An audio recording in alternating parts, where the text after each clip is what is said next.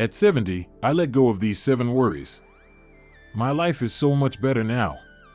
Growing older has its perks. By 70, you've seen enough of life to know what really matters and what doesn't. But let me tell you, getting to that point took a lot of trial and error. For most of my life, I carried around a mental backpack full of worries. They ranged from the small, nagging ones to the big, soul-crushing ones that kept me up at night. It wasn't until I decided to let go of 7 of those worries that my life truly started to feel lighter and more fulfilling. And before you roll your eyes and think this is just another let go and live your best life story, let me reassure you that I have lived this. It's not about pretending life is perfect. It's about making peace with what you can't control and choosing to focus on what you can. The first worry I let go of was about what people think of me. Oh, trust me, this one clung to me for years. I can clearly remember spending endless hours, sometimes even days, wondering how others saw me. Did I say the right thing in that conversation? Did I wear the right outfit? Was my job title impressive enough? And don't even get me started on social media. How many likes did my post get? Was I getting enough attention? It felt like an exhausting, never-ending cycle of second-guessing myself. But one day, out of nowhere, something clicked. It was almost like a light bulb going off in my head. I realized that people are so wrapped up in their own lives, their own worries, and their own insecurities that they don't really have the time or energy to focus on what I'm doing. They're too busy thinking about themselves, just like I was. There's actually a study from the National Institute on Aging that backs this up. It showed that as we grow older, we naturally begin to shift our focus from seeking validation from others to finding satisfaction within ourselves. This hit home for me. I had spent so many years seeking approval from others, trying to measure up to their standards, but I never felt truly happy or content. It was like chasing a moving target. But once I stopped stressing over other people's opinions, I started to feel a sense of relief. It was like I had been carrying a heavy backpack full of worries and finally set it down. I'll be honest with you, that moment was liberating. It felt like a weight had been lifted off my shoulders. I became more confident and free. Now, when I meet someone new or share my thoughts, I do so with zero worry about judgment. And here's the thing, it's not arrogance. It's not like I stopped caring about others altogether. It's more about respecting myself enough to trust that what I say or do is good enough for me.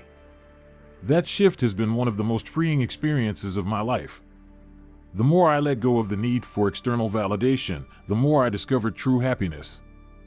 I could finally embrace who I am without constantly wondering if others like me. It's a game changer, really. And I can promise you this, once you free yourself from that mental prison of worrying about what others think, you'll feel like a bird let out of its cage. The world suddenly becomes much lighter. Another worry I let go of was trying to control the future.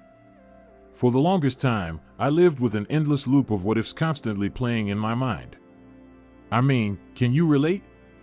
What if my retirement savings don't last? What if I get sick?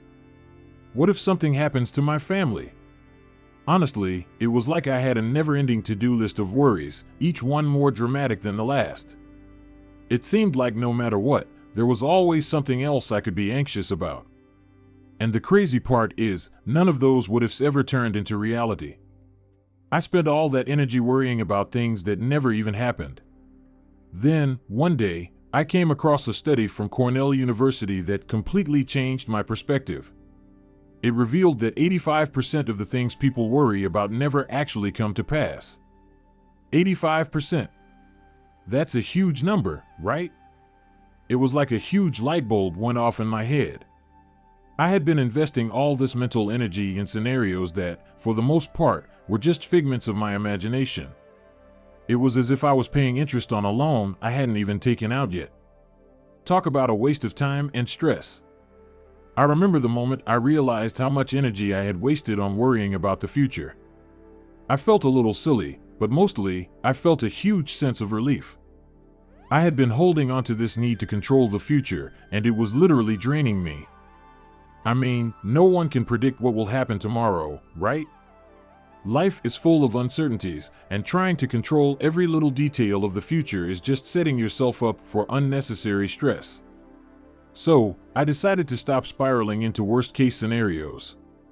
Instead of focusing on all the what-ifs, I started thinking about what I could do today to set myself up for a better tomorrow. Whether it's saving a little more money, staying healthy, or having important conversations with my loved ones, focusing on the present is much more productive than dwelling on things that may never happen. Let me tell you, it's a much better use of my time and energy. It's like a mental weight was lifted off my shoulders. And, honestly, now when those what-ifs try to sneak into my thoughts, I just remind myself of that 85% statistic. Most of the things I worry about are never going to happen, so why spend precious time worrying about them? I also stopped worrying about looking young. Now, I'll be honest, this one was a little harder to shake off. Society really has a way of drilling it into our heads that youth is the golden ticket to value. I remember a time when I would spend hours in front of the mirror, analyzing every wrinkle and every little sign of aging, as if somehow I could magically turn back the clock. I tried every anti-aging product I could get my hands on, creams, serums, treatments that promised to rejuvenate me. It became an obsession. I wanted to look like I was in my 20s forever. And let's be real, I think we've all been there, right? You see a gray hair pop up, or you notice a wrinkle you didn't have last week, and suddenly, panic sets in. But then, one day, something clicked. I realized that aging isn't something to fear or fight against, it's a privilege. Not everyone gets to grow old, and I was lucky enough to be able to watch my life unfold over the years. I came across this fascinating report from the World Health Organization that really changed my perspective. According to the report, by the time you hit 70, you've already outlived the global average life expectancy. That hit me hard. It made me think about how each year, each decade, is a gift. Those wrinkles?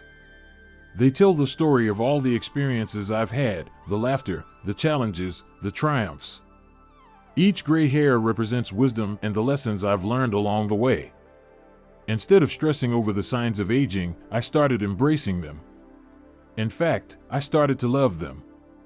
It became so clear that my worth wasn't tied to how smooth my skin was or how youthful my face looked. The beauty of aging lies in the confidence and wisdom that come with it. And you know what? Since I let go of that constant worry about looking young, I've never felt more beautiful. Seriously. I've started to feel more at peace with myself, more comfortable in my own skin. The years have given me a sense of self-assurance I never had when I was younger. So now, instead of trying to hold on to the past, I celebrate the present. Every wrinkle, every line tells the story of a life well lived. And that, my friend, is something truly beautiful. One of the hardest worries to let go of was regret. Oh, I can't even count the hours I spent replaying past mistakes in my mind, wishing I could just go back and rewrite history. It's like a broken record that keeps playing over and over again. You know the kind, the what-ifs that invade your thoughts at all hours of the day. What if I hadn't made that career change? What if I hadn't let that friendship fall apart? What if I hadn't said that thing I regretted in the heat of the moment? For years, I carried those regrets like a heavy chain around my neck, weighing me down with every step I took. And let me tell you, it was exhausting. I would lie awake at night, replaying those moments, wishing I could go back and change them. But here's the thing that eventually clicked for me: regret changes nothing. Nothing at all. It's a trap, really. I'd spend so much energy on these past mistakes, but none of that energy could undo what had already happened. As much as I wanted to go back and fix things, I realized that the past was out of my control. The only thing I could control was how I moved forward. So, I started to shift my perspective. Instead of letting regret dictate my thoughts and emotions, I began to focus on what I could learn from those experiences. It wasn't easy at first, but I started to see my past as a series of lessons that shaped me into who I am today. I came across a fascinating case study from Stanford University that really helped solidify this shift for me. The study showed that individuals who reframed their regrets as learning experiences rather than focusing on them as failures reported higher levels of life satisfaction. Imagine that. People who used their mistakes as stepping stones for personal growth were happier. That was a game changer for me. It was like someone had handed me a new lens to look through. Instead of focusing on what I wished I had done differently, I began to appreciate the lessons I had learned. Each mistake became a part of a bigger picture, a rich tapestry of experiences that contributed to my growth. Now, when I think about my past, I no longer feel that heavy weight of regret. I see it for what it truly is, a collection of lessons that have shaped who I am. And honestly, I wouldn't change a thing. Because without those moments, I wouldn't have the wisdom and perspective I have now. I also stopped worrying about having everything figured out. Now, I don't know about you, but there's this sneaky, unspoken pressure we all feel at some point in life to have all the answers by a certain age. It's like you're supposed to know what your career is, where you're going to live, what your life's purpose is, essentially, your entire roadmap for the future. And if you don't have it all sorted by, say, 30 or 50 or whatever age society deems as the right time, you somehow feel like you've failed. Trust me, I've been there, questioning whether I was on the right path, wondering why I didn't have it all figured out. But here's the kicker, nobody has it all figured out. Not at 20. Not at 50. And definitely not at 70. It's a tough realization, but it's so freeing once you accept it. Life isn't about reaching some finish line with all the answers. It's an ongoing journey of figuring things out as we go. I remember back when I used to fret about my next move, constantly trying to predict the future, worrying that I was falling behind. Then, I stumbled upon a long-term study from Harvard University that really hit home. The study found that the happiest people aren't necessarily the ones with everything planned out. Nope, it's the ones who are open to new experiences, who are adaptable and willing to embrace whatever comes their way. Now, that was a revelation for me. It made me realize that happiness doesn't come from having all the answers, it comes from being open to change and growth. And once I stopped feeling the need to have a perfect plan for every little thing, life became so much more enjoyable. I started to embrace the unpredictability of it all, rather than stressing about what might happen next. It's kind of like trading a rigid, overly detailed map for a more flexible compass. With a map, you're constantly stressing about getting every detail perfect, trying to follow every little route. But with a compass, you don't always know exactly where you're going. You don't need to. You just know the general direction, and you trust that you'll find your way. Life, just like that compass, doesn't need to have every step laid out in advance. Sometimes, it's more about taking the journey as it comes, enjoying the moments of surprise, and learning as you go. And let me tell you, once I embraced that mindset, the pressure to figure it all out melted away. Letting go of the worry about money was one of the biggest shifts I made. Now, don't get me wrong. I know how important money is, and I'm not suggesting we should all throw caution to the wind and start splurging left and right. Financial stability is crucial, and managing money wisely is key. But here's where it gets interesting. There's a fine line between being responsible with your finances and letting money become an obsession. I used to be the type to fret over every little expense. Whether it was a cup of coffee or a new pair of shoes, I'd find myself stressing about whether I was spending too much. It wasn't just a one-off worry either, it was a constant, nagging voice in my head. I'd lie awake at night wondering if there'd be enough in the future. But then, something shifted. I came across a fascinating study from the University of Michigan that opened my eyes. The research found that a person's sense of financial security isn't always about their actual income. Instead, it's more about their mindset. Can you believe that? The way you think about money plays a bigger role in your overall sense of security than your actual bank balance. That was a game changer for me. I realized that all my worrying about what I didn't have was keeping me stuck in a cycle of anxiety. So, I decided to change my approach. Instead of fixating on what was lacking, I began to focus on making the most of what I already had. It's about looking at the things I've accumulated, not just materially, but in life's experiences. For example, I started budgeting more consciously, finding ways to enjoy the small luxuries that life offers without going overboard. A dinner out with friends, a well-made cup of coffee, a weekend getaway, these little things can bring so much joy without breaking the bank. And I had to remind myself that true wealth isn't just about dollars and cents. It's about the connections we make, the memories we create, and the experiences we share. Those moments, like a spontaneous road trip or a heartfelt conversation with a loved one, are what truly enrich our lives. So now, I spend less time worrying about money and more time investing in relationships, in adventures, and in experiences that bring genuine fulfillment. It's amazing how much lighter you feel when you shift from obsessing about financial scarcity to appreciating the abundance already present in your life. Finally, I let go of the worry about things I can't control. And, oh my goodness, this was probably the most liberating realization of all. We've all been there, right? You've got your life planned out, you've got things organized, and then, suddenly, bam, a curveball comes your way. Maybe it's a sudden change in plans, or an unexpected crisis, or even just a miscommunication with someone. The list goes on and on. It's so easy to get caught up in the urge to control every little detail. But let me tell you, trying to control everything is like trying to catch water with your bare hands. The harder you try, the faster it slips away. I realized this truth one day while stressing over a situation that was completely beyond my control. The more I tried to influence the outcome, the more frustrated and drained I became. I couldn't change the past, and I certainly couldn't predict the future. And, at that moment, I remembered something I had read in a study from the Mayo Clinic.